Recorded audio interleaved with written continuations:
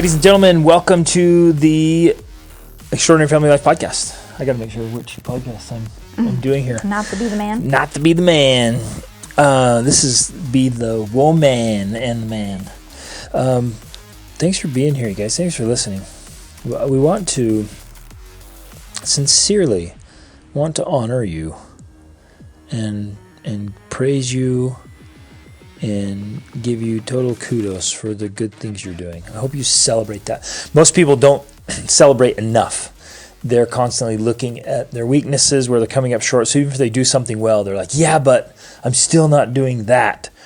And we struggle pausing, looking back, seeing how far we've come and celebrating the wins. And even if we haven't come that far, and even if we're really struggling, just limping along, crawling, stop. And if you did anything good, celebrate that, because then you're telling your brain with lots of emotion, like, hey, this is good, do more of that. Which was happening in our brains is we're giving tons of emotion to the negative side, and the brain says, ooh, that's important, let's do more of that. And it's not logical, it's just reactionary. The brain just responds. We're going to talk about that today, this neuroassociative conditioning. So I do want to honor you and praise you, and please celebrate. And please acknowledge those things and say it to yourself. Acknowledge to yourself, hey, good job, you did that well. And ideally, I think we'll get to a healthy place where in our minds we can acknowledge what we're doing well, and we can simultaneously acknowledge the things where we need to work on, and still totally love ourselves and be comfortable in our own skin and be comfortable where we are. Maybe not comfortable where we are, but grateful where we are, and acknowledge, like, hey, I got some work to do. Let's go. And you're not disliking yourself. You're not tearing yourself down. You're not saying you're a despicable human being. You're just saying, I'm doing this well. I need to do that better. Let's go. And keep moving onward and upward. So, on that note, we're going to move onward and upward to eliminating sugar. Well, let's read this question specifically. Got a really great question came in, and it's very thoughtful. It's very open. It's very personal. And I think articulates well the struggle many of us are having. And so I want to read this, and then let's address specifically and try to give you more tools and strategy around. And again, some of you might be listening and be like, oh, I'm already off sugar and everything's good, and go on. Don't do that, because there's a lot more to this. There's layers here that apply across so many areas of our lives. And we're taking these principles and practices and putting them in your unique situation where you need them. So it's actually as part of the 28-day challenge that we're doing, and we meet live every week and answer questions, which we're going to do. We decided we would also do a podcast about it, because we know that when we do it live, it can take a different route, because depending on the questions that come up and the clarification, all of that. So we don't feel like it'll be overdone here by talking about it in the podcast. But they're reporting on the first week of the challenge. It went pretty well. However, the sweet tooth got the best of me, because as part of the challenge, one of the things they're doing is eliminating one food from their diet. And this person picked sugar.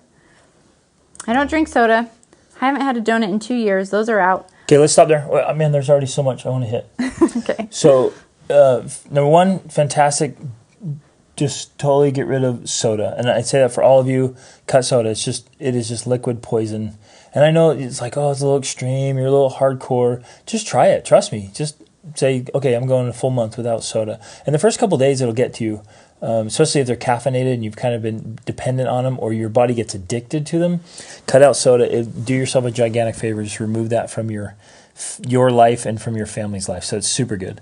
And then, what was it? Donuts? I haven't eaten a donut in 2 years. In 2 years. Nice. No donuts. Fantastic, because that's just a grease bomb with dough and sugars and all kinds of garbage. And then she says, I don't eat things with corn syrup, which is fantastic. Get rid of anything, read the ingredients all the time. You guys, we've talked about this. If it has corn syrup in it, don't go there.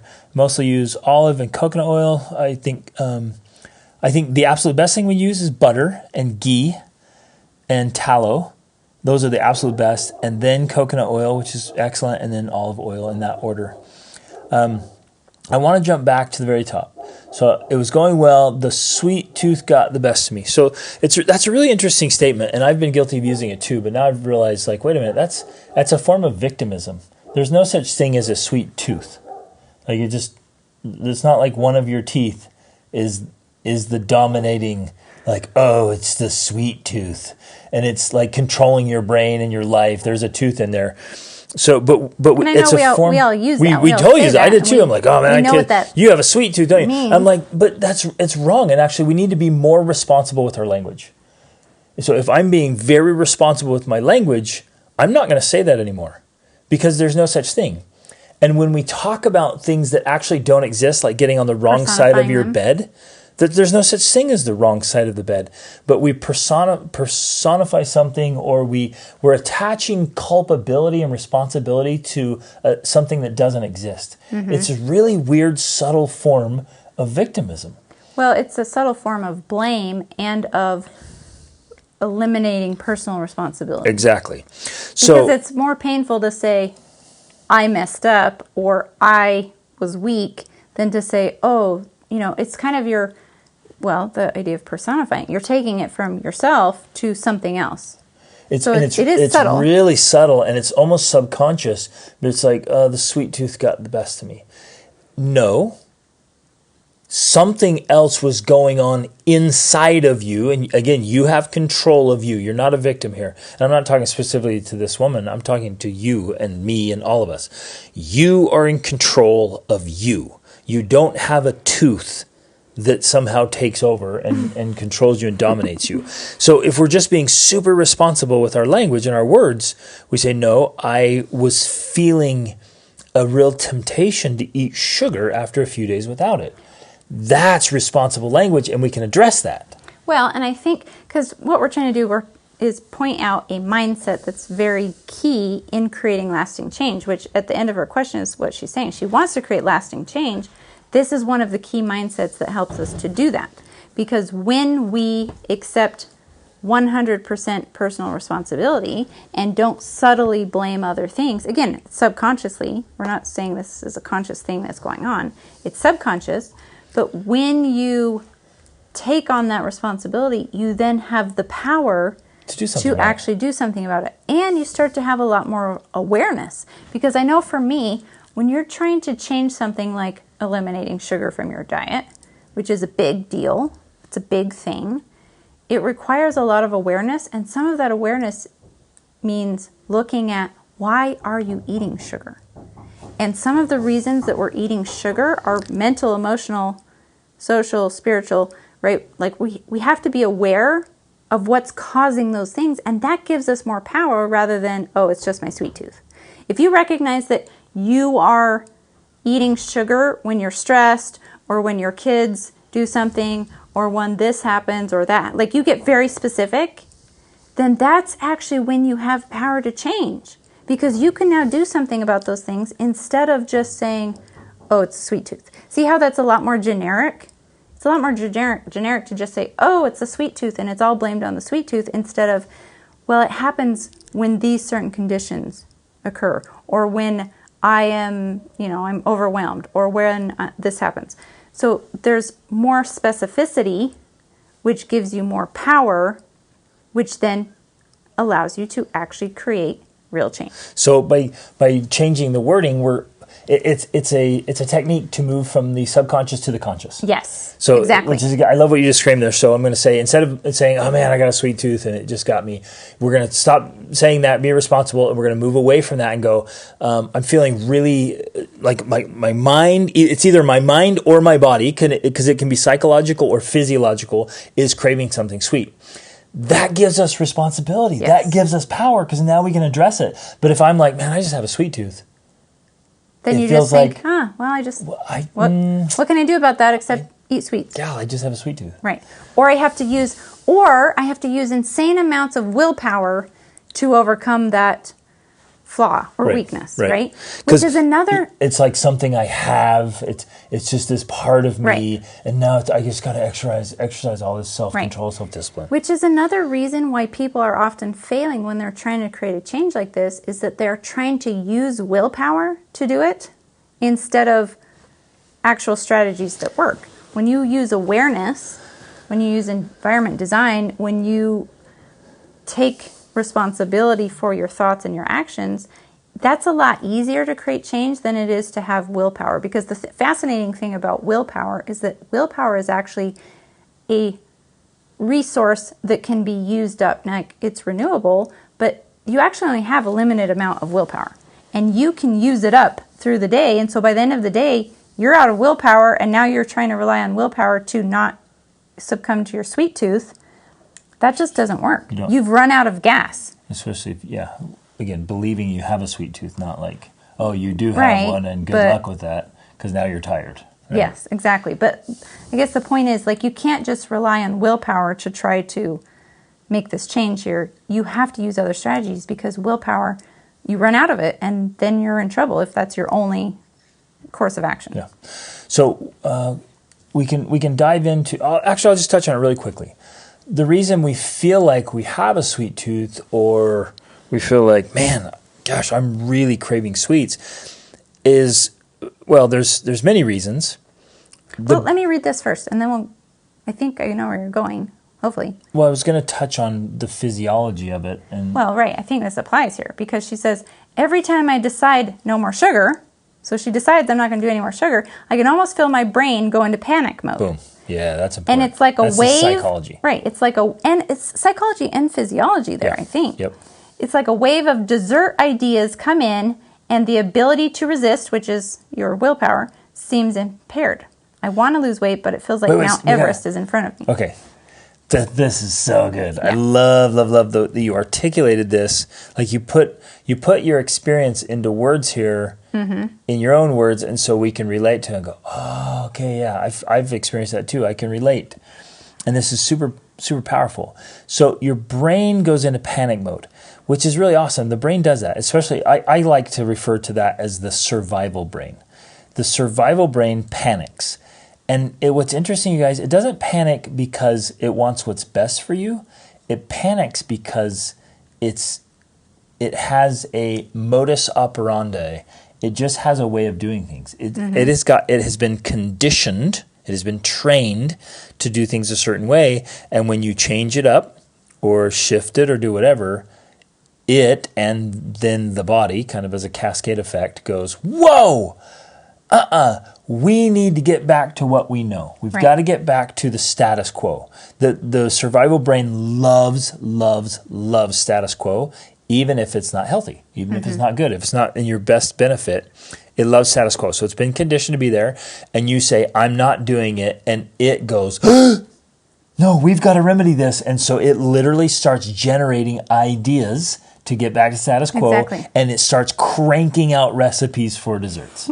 That's what it does. And so what you're describing is this beautiful psychological and physiological phenomenon that starts happening in your brain and body. Well, and I think a part of this, which is applicable, is that, and maybe it's a little geeking out on the science here, but every one of your cells in your body actually has these receptors that can be, quote unquote, turned on or turned off. And when we eat sugar and sweet things, that produces like a dopamine hit in our body. And so the cells have these receptors for dopamine hits, and essentially means that they want and need those dopamine hits, which is true. They do need them. Now you can change those cells and those receptors over time, but you've part of what's happening, you have to give it time to actually change. To recreate. But it does have those receptors, and so your cells in your body are literally saying, we need that dopamine. We need that hit. And I know where to get it. It's from these desserts. Yeah. And so, like, you're describing what is actually going on. Your brain is going into panic mode because it's saying, I have all these receptors that need little things to come connect to them, need those dopamines to come and connect to these cells. You've got to get those dopamines, and that comes in the form of sugar. Now, this is exactly how a literal addiction works. Well, that's what I was going to say. It's addiction at a cellular level. And it's the same, like, this is the same way any addiction works. It can be with cocaine, it could be with pornography, it can be with whatever. All addictions work this same way. Now, it doesn't mean that this is a bad thing. It can become a very bad thing, but you can also change. You can use it as a positive addiction. Yeah, you can use it as a positive addiction. Which is ideally what you want. We want to get our cells to a level where they're craving really good things for us. Right. And so part of what unless you have something else, I want to go into this next thing about part of the idea, or what the strategy we need to have here when you're trying to, say, give up sugar, is not necessarily to totally eliminate all sweet things from your life. And the reason why I'm saying that is because we are, as humans, made or evolved to seek out sweet things. Yep. Like, say when we were hunter-gatherers, if you found a fruit, you were going to eat that. Your brain was like, ooh, this is good. I need this. I want this. So it's part of our biology that we want sweet things. Now, the problem that comes in here is, here comes the Industrial Revolution. And instead of getting your dopamine hit from fruit, which was what was happening before, or say a natural source like honey, or even, maple syrup or whatever, now you've got the Industrial Revolution taking sugarcane, which is a natural plant and you can actually eat it, and turning it into raw, unrefined sugar, which is practically like a drug in a lot of ways. So this is where the problem is. Well, it's not that then it goes through refining processes, and then they're making syrups and corn syrups. Yeah. I mean, they've just manipulated this, and what's the word? Exacerbated but there's a stronger word of they just have really mutilated all of this to an extreme. Right. And so the addiction to this, these receptors are off the charts now. Starting with little kids, that our bodies are so, we're getting these hits that are just not found in nature. Yeah, exactly. So it is essentially in some ways like a drug. And so what we're trying to do is not necessarily totally eliminate that, because your body is going to revolt against that.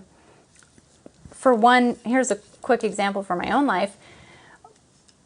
I think it is good to go completely off of all sweet things for a time, because it can help reset your body. It can help flush out all of these receptors and the toxins, receptors and, all kinds of and stuff. The cravings and all that. So at one time, I've done it a couple times, but recently, within the last year or two, I went off of everything sweet for, I think it was a week or 10 days. No fruit, no honey, obviously no sugar. I'd already been off sugar, but nothing sweet at all. And it was just kind of this, it was an experiment for me. It was a reset, although I had already done that, so it wasn't like super necessary, but I just wanted to do it. And it was very fascinating, actually, because I found myself feeling depressed, which is fascinating. I literally kind of had this sense of like, what's the point of eating? There's going to be no sweetness to it. There's going to be no sweetness in my life.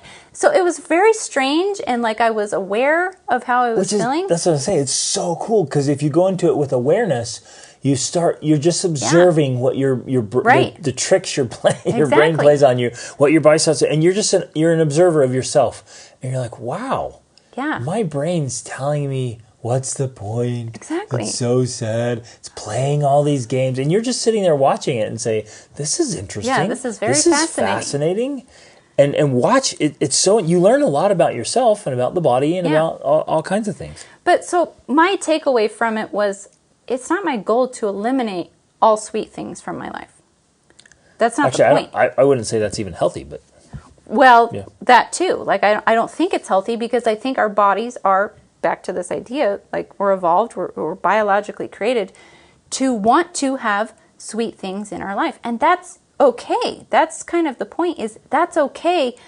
What's not okay is the industrialized sugar, which is not normal and natural, and is causing damage to our body, which we're going to talk about with the insulin and everything in a minute. Yes.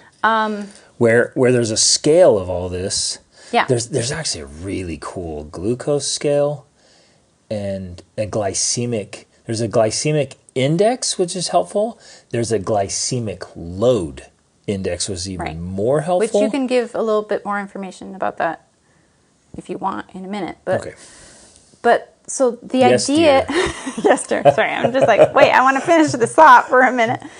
I guess what I'm trying to say here is, if you say in this scenario, oh, I decide no more sugar, and then my brain goes into panic mode, well, we're not saying give up the desserts, per se.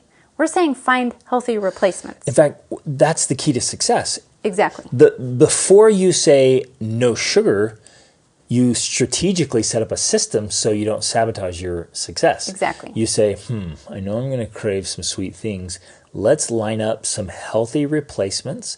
Let's look through for some healthy desserts.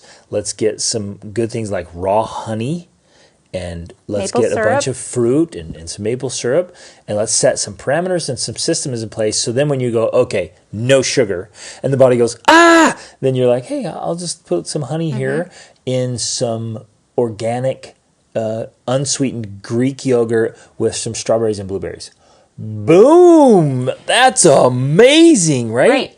Well, and I would even say, so if I was going to do this, if I was on sugar and I wanted to get off, the approach I probably would take was, first of all, I would do a sugar fast. Now, the benefit of this is that it's temporary, so your brain doesn't freak out as much because you're just like, it's just for a week or 10 days. And so when your brain has an ending point, it feels a little safer there. So I would do that because that resets your taste buds. I'll just throw this in there. I would start with a 2 to 3 day full fast where the only thing I consume is water. That's a full reset. You get your whole intestines, your stomach cleared out, everything cleared out, and it's just 2 to 3 days only water, and then go a few more days. Then start eating, but do no sugars. Well, and I would do no sweetness. Yep, agreed. For like 7 days. Yep.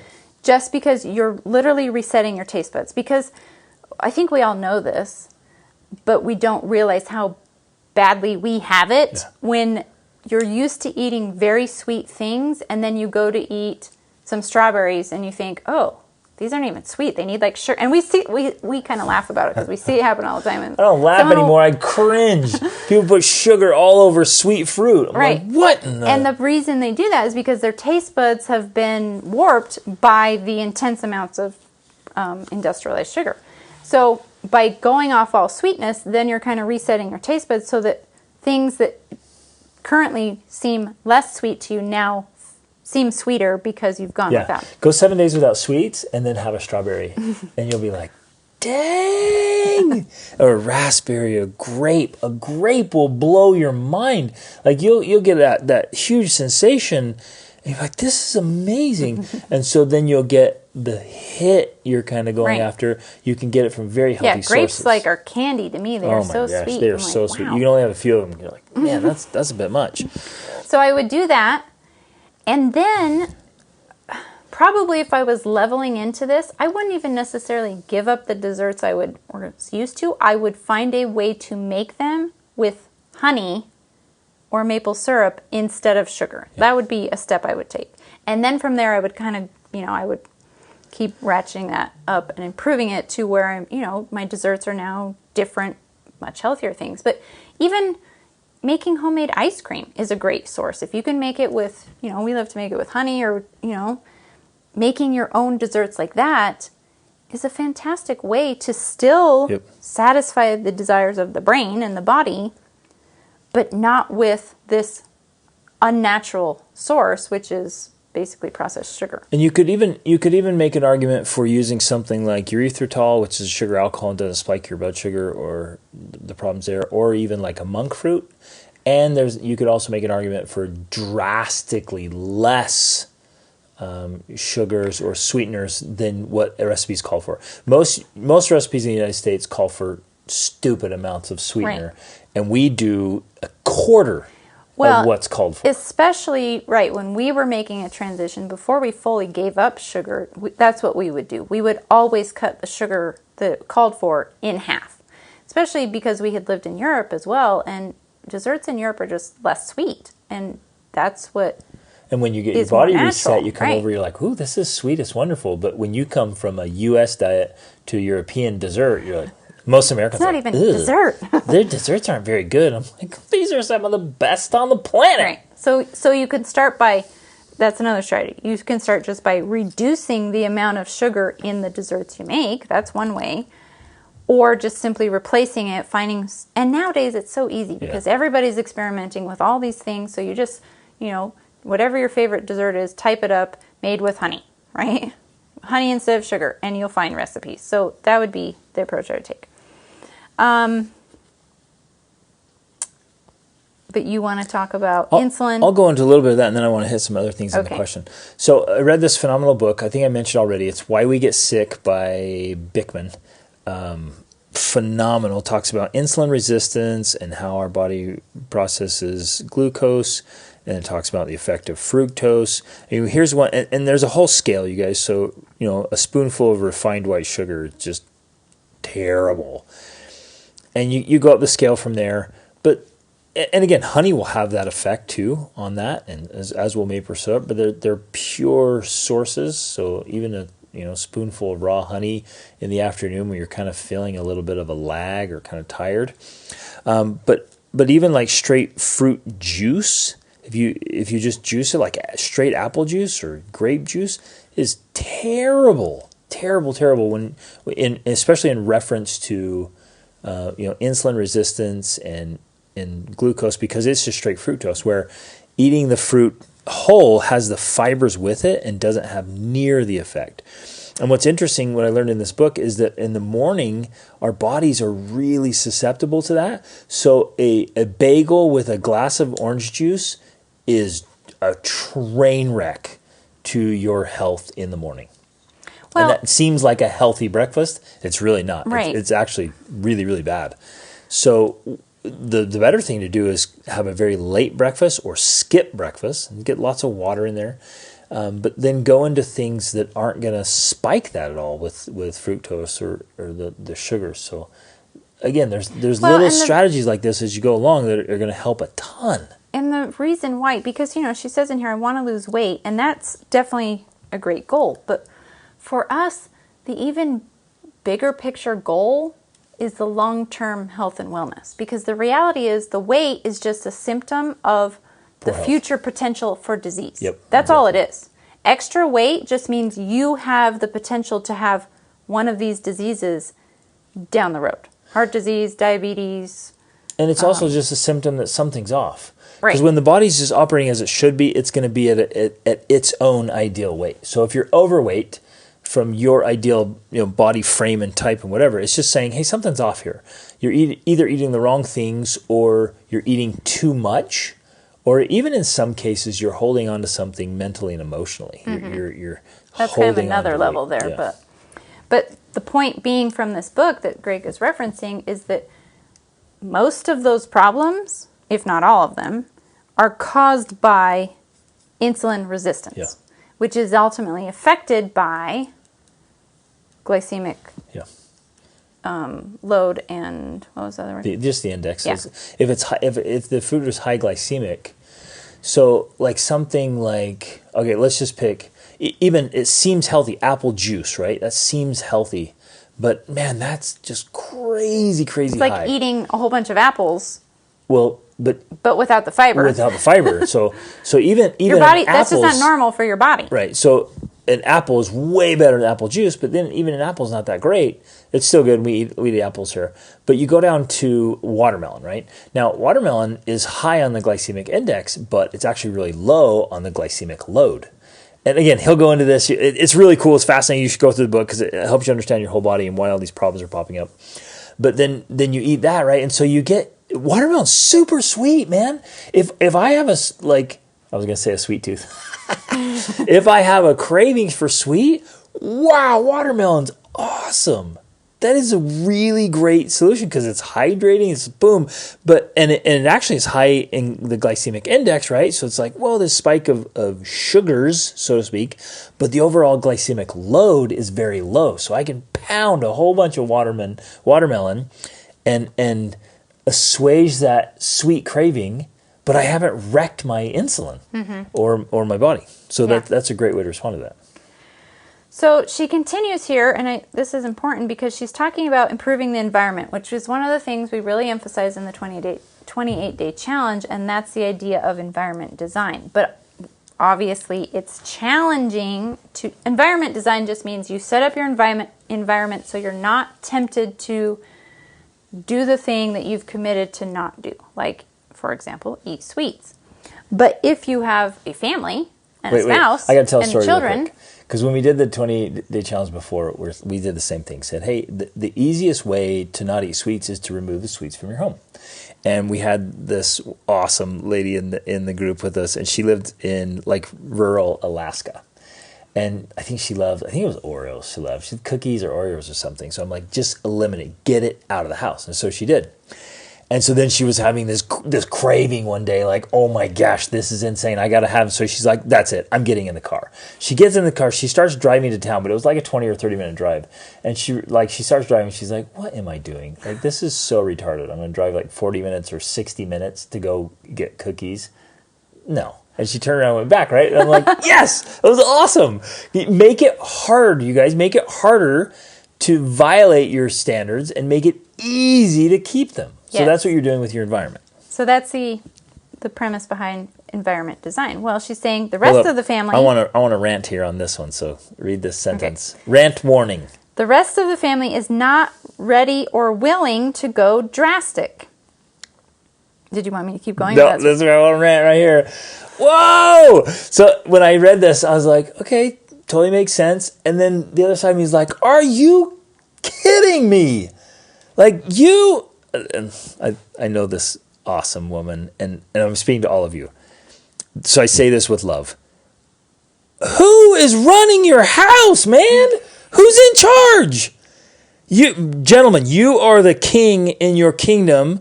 Ladies, you are the queen in your kingdom. Lead. Queendom. Your queendom, man. Lead out. It's so funny. Our kids are like, I don't want to. And they throw their little tantrum. And you just look at them and be like, well, that's a little ugly little tantrum you're throwing there. No. Right? And now I'm not saying be a dictator or a tyrant or some crazy psychotic ruler. I'm saying be the leader. Lead out, man. And if the kids, of course they're going to resist. Because they're addicted to sugar too. Even if they don't know they're addicted. Like right. if you set out fruit and a candy on the table and say, kids, I know you'll make the right choice. Yeah, right. It's like setting out spinach and a plate of raw beef for your dog and say, I hope you'll be vegetarian, puppy. Like, give me a break. Come on, lead out, you guys. Lead. Be the king, be the queen. And so, yeah, you're right, because I do get it. The kids put up a stink, and we've had that too. But for me, if I don't hold those boundaries, who is? They won't. They're kids. And I feel that this is an ongoing thing. Like, I think the kids will constantly try to push those boundaries. They still do. Right. This morning, we're in a hotel in Cappadocia, Turkey, and they serve this Turkish breakfast that's honestly terrible. I'm so sick of the Turkish breakfast. But they also had cereal. And my son, who's 12, wanted cereal. And it could be very easy to just say, whatever, just get the cereal. Because he has plenty of reasons, like, I'm tired of the Turkish breakfast. I'm like, yeah, I'm tired of the Turkish breakfast. It's just something else to eat. It's different. Can I get the cereal? Now, if he went over and got the cereal, fine, he does it. But if he's going to ask me, I'm not going to give him permission. I'm not going to say, yes, go ahead, son, and get the cereal. Because we don't do cereal. We don't. Cereal's not good for you. It's toxic. I'm not going to give him the permission. Now, I will allow him to choose. And if he goes and gets it, I'm not going to say anything, really. Greg will say something, but I don't. And what I'll say is, like, dude, that's not good for your body. And it's on you. Like, it doesn't harm me, but buddy, if you eat that crap, like, it will have a negative effect on your body. I mean, we so just you need to know constantly re-emphasize the things we've taught them. But I'm not going to be the one that gives the permission. Now, the same goes in our home, wherever that happens to be, which is currently this hotel room, but everywhere that's our home, we don't allow the garbage into our home and our space. And our kids know that. If they want to buy that stuff, if they want to eat that stuff, and this is what I would tell my kids, and this is what I would tell your kids, you get to buy it. But with my money, oh, never. I'm not buying it. Now, obviously, if the spouse is a problem, that's a whole nother issue. Which is easily overcome. Is it? Yeah. How? Hold your daggum standards. Like, okay, if I want to eat healthy and you're like, no, let's be unhealthy. I'm like, okay, how about in this issue and every issue, we go with the higher road? If you want to work out and I don't, guess what we're doing? We're working out. If I want to eat healthy and we don't, guess what we're doing? We're eating healthy. We're going the higher road. Like, you really want to go there. You really want to be unhealthy. You want to just go down this road of disease and early death. You're willing to totally be irresponsible for your grandkids and great-grandkids? You want to go there? And like, this is ridiculous. This sounds drastic, but this is literally the way we talk. And these are the types of conversations we have. And so in a lot of ways, that is the conversation you need to have. If you sincerely believe, which obviously you're listening to this, so you're going to be convinced, or if you continue studying about it, for sure you're going to be convinced, it's just not healthy. And if you then can have that conversation with your spouse again and again and again and say, you know what, spouse, fine. If you do want to get it or eat it, I'm not buying it. I'm the one that does the shopping. A lot of, especially a lot of times it's the wife that's doing that. If you're doing the shopping, don't buy it.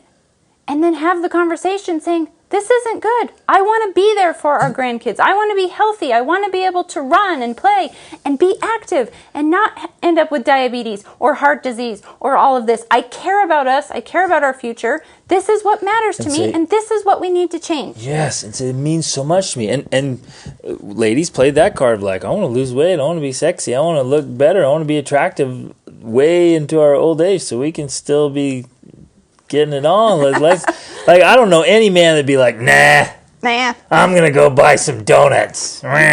Just play all your cards and say, like, this matters. And then if they persist, I have done this with coaching clients. I would totally do this. If they're like, no, I'm gonna keep eating it, I would just straight up say, why do you hate yourself so much? I'm dead serious. Because every time you put that crap in your mouth, it is an act of disrespect and disregard for your body, which is the only vehicle you get for this life. And you're purposely, willfully putting trash in it. Like, why do you hate your life? Why do you hate yourself? And in addition to that, why do you have zero respect or love for me and our children and our grandchildren? And now that's hardcore. I went all the way with that one. I realized that I went all the way, but that is the truth of it. Well, that's what I did want to emphasize, that while this does sound very harsh and hard, on a psychological, subconscious level, a lot of times that is what is actually happening. People are eating things that they know are bad for them because in a way they have given up on life.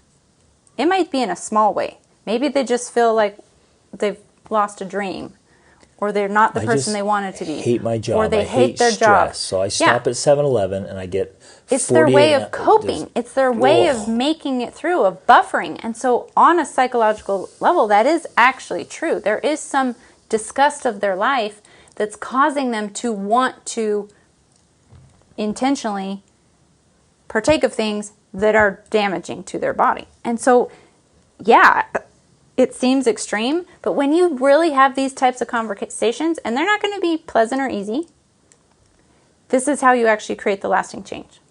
Because you're willing to address the hard subjects. Yeah. And the deeper underlying meanings for why you still continue to do these things when you quote unquote know you shouldn't. Yeah.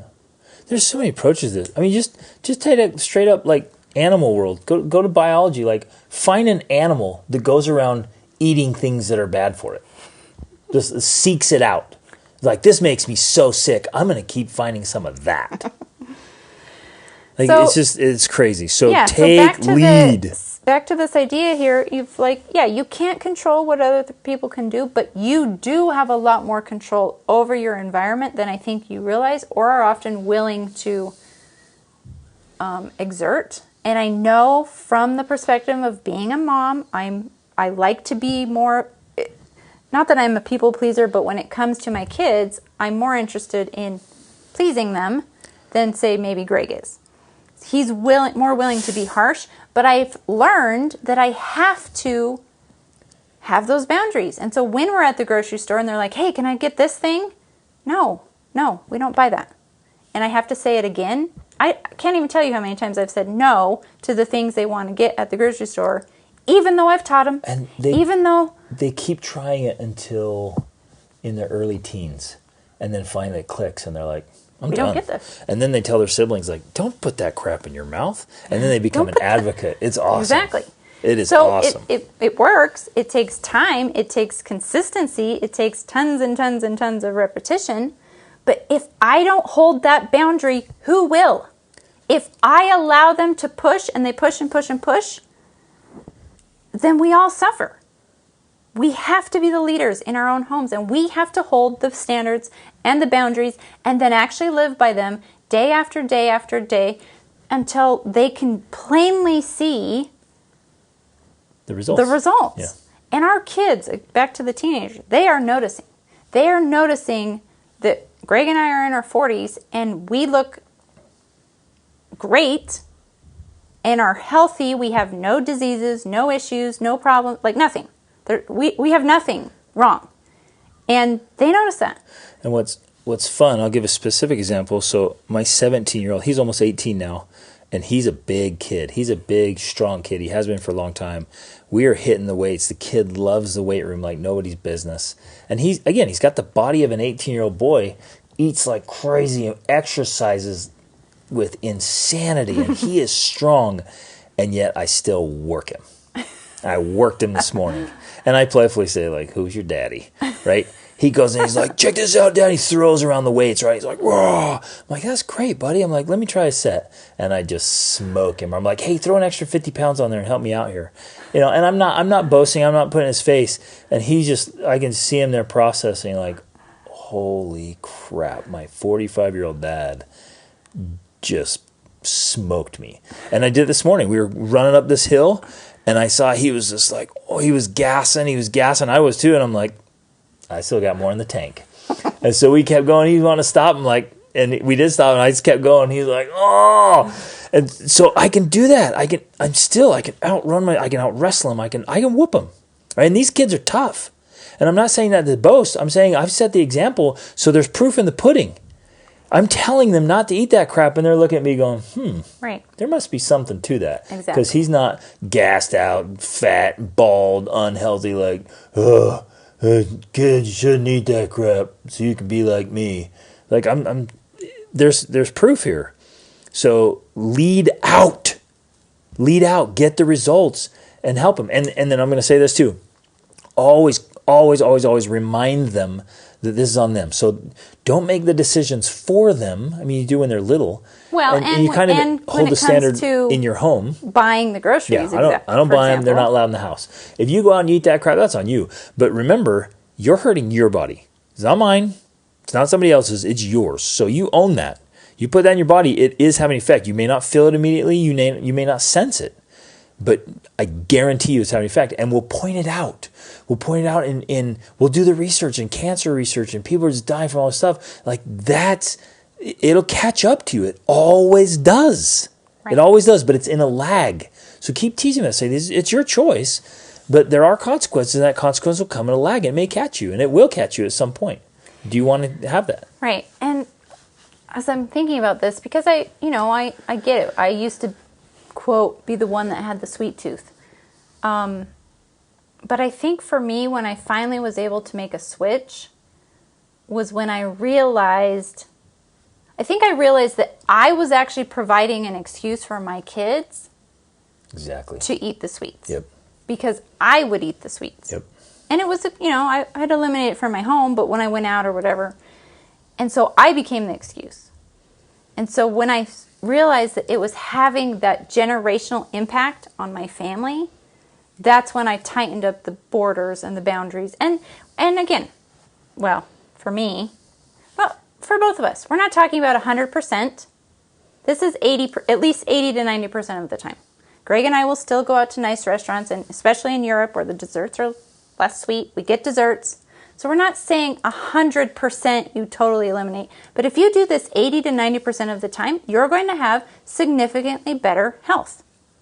and have a really hard line on a few things that is 100%. Like soda. Soda's 100%. Yeah, if it's just toxic, just straight up like vegetable oil, never. That stuff is not going in my body. So pick some things and you can be 100%. But then on other stuff, yeah, 80 or 90. Shoot for 90. If you're 80, great. You're going to feel a difference and you're going to see the results. Right. But you have to realize that the choices you are making about this are impacting the choices your children are not just making now, but will make as adults. Usually with compounded interest. Exactly. So the little bit you allow now, kids will be like, sweet, and they'll run with it and double it or more. Super good. Well, yeah, keep going here. Because it said, okay. No, there was... So at some point, I finally get mad enough, and then I'm strong enough to resist sugar for a good few months. And again, like if anger works, go for it. Any of you, all of you, can do something for a month. So if you just go for a month, then you're like, man, I did it for a month. I can go for another month or two. And then you get up to 3 months, and then you've reset your body. And then after that, your body won't want it. It won't crave it like it used to. It's reset. So as long as you stay the course in a sustainable way, you can do this for the rest of your life. Yeah, because she says, but I want to make it a lasting change and train my brain to love not getting the sugar fix. Perfect. So that's good. But it does need to be taken in the context of everything we've discussed, which one, you don't necessarily need to eliminate all sweetness from your life. Yeah. That's not necessarily It's going to want sustainable. sweetness, so just train it to love something else, exactly. Something better. A different sweetness, a healthier sweetness. And creating the sustainable system and using the anger thing, because that can drive you, especially when you think about what effect it's having on your children. What choices are they going to make? Where are the choices they're making now going to lead them when they become adults? If your children already have eating problems or overweight or whatever, that's not going to get any better when they get into when they become an adult, unless you start making changes now and setting the example and creating those boundaries. Yep. Now, ideally, that would happen from a young age, but it's better to do it now than not do it, and to just start teaching what you're learning and saying, oh gosh, I read this, or I learned this about sugar, I learned this, or da, and start sharing it. And it doesn't have to be in a manipulative way. It doesn't have to be in a angry, upset way or a controlling way. You're just leading. You're just sharing and you're leading and you're talking about it. I think especially if you talk about it from your own perspective, like, I want this for me. Yes, and in that a positive people. light. Yeah, do it in a positive way. If you're like, ugh, this is so terrible. I miss my sweets. This is so bad. Oh, I'm just craving. You guys want to do this with me? They're like, no way. You look miserable. Exactly. Like, are you joyfully manifesting this journey? I do have to make one point here, because sometimes it won't work. Some spouses are super resistant. Some kids are too. So with my clients that come to me and they're like that, like, no way my spouse is on board, no way my kids are on board. I'm like, okay, they don't have to be, but you are in control of you. And if you sit down and every single person in your family is gorging on your favorite junk food, just sit there joyfully with them and do not touch it. Like, I don't give a crap. If they eat that garbage every day for the rest of your life, you don't have to touch it. You don't have to want it. You can sit there, you can be engaged, you can join the party, everything's fantastic. Not a single bite goes in your mouth. And what happens is you start getting all these incredible results. And after a few weeks or a few months in some cases, they're all like, dang, I want some of that. And they start following. And I've seen it. It's taken way longer for some of my clients, but it works every stinking time. Finally, the spouse is like, hey, do you think I could do one of those challenges with you? You think I could eat like that too? I'm going to try it for a week or something. Or, can I do one of those workouts? Like, what's that little thing you're doing again? I'm going to do it. Or if they don't want to swallow their pride, they just secretly start watching and following. Right? But they start getting results too. And then all of a sudden, my clients come back and are like, guess what, man? My spouse did this and I did this. Man, the kids are like, we're on board. Let's do it. It's incredible. It transforms the whole stinking family. Well, because results don't lie, man. When you get results, people start paying attention. They start noticing. Now, many of you are probably sitting there thinking, well, how do you do that? It's so hard when they're sitting there eating your favorite dessert. To which I respond, hard would be walking across the Sahara Desert in the summer barefoot. That's hard. Okay? Walking across Siberia in winter barefoot. That's hard. Get a hold of your perspective. That is a strategy we regularly use to keep ourselves, keep perspective about what is hard. Now, that's one way. Well, and I think tied into that is you do have to reframe the story you're telling yourself. Because absolutely. very often the reason we give in is because we're sitting there thinking like, oh, that looks so good. Oh, I want some. Oh, we're so focused on the actual thing, the temptation, that leads to giving into it. And what we have to do is switch in our mind the story we're telling ourselves, and we have to focus on, well, what is it I actually want? Why am I not doing this? Why do I not want to eat it? And you have to tell yourself all the reasons you don't want to. And that takes some practice. It takes some training. It takes, you've got to learn the reasons. If you don't know the reason, if you don't have if you don't have a big enough why, then yeah, that's going to be really hard. But if you can find your big why, then it becomes easy. Because you're motivated by that. You're motivated by actually getting the results and that long-term vision of who you want to be. So, like, one thing that motivates me is thinking about being this old lady who's like 90 and can still move and, like, I'm active. I'm an active person when I'm old. I don't want to be some little vegetable in a wheelchair. That's what motivates me. So keep that vision in your head of who you want to be, the person playing with your grandkids or your great-grandkids. Not staring at the wall playing with the right. Because you've lost insulin, your mind. All of this leads to dementia. Yeah. It leads to all of these problems. And we can avoid them by avoiding the things that cause those problems. That's the bigger picture. That's the bigger why. And we have to tap into that. So we have the power, and it's not even willpower at this point, because what you're describing kind of makes it sound like willpower. I don't think it's that. I think it's just a reframing of what you really want. Absolutely. Because if you just focus on the fact that you want the dessert, well, you're going to get the dessert. But if you focus on the fact that you want to be an active grandparent instead of one with dementia, that's a whole different ballgame. And that choice isn't even hard anymore. You take some, because you reframe it, you're like, this is going to take a lot of willpower because it's so hard, and you reframe it like, dude, that's not hard at all. In fact, it doesn't even touch my willpower because I don't want that at all. So no. So you see the difference there? Instead of a big draw on your willpower, it's like nothing. Right. It's so important to do that. Now, there was also a comment in here about being careful about body shaming and making sure our kids don't get into like eating disorders or insecurities around their bodies and all those things. And we did that podcast on that already. It's super important. But remember, frame it up for health. Frame it up for just good health. Let's be healthy. And if you get healthy, the body will respond and it'll be in a healthy state.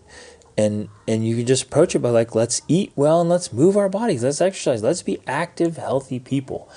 And so you don't have to talk about shape or weight.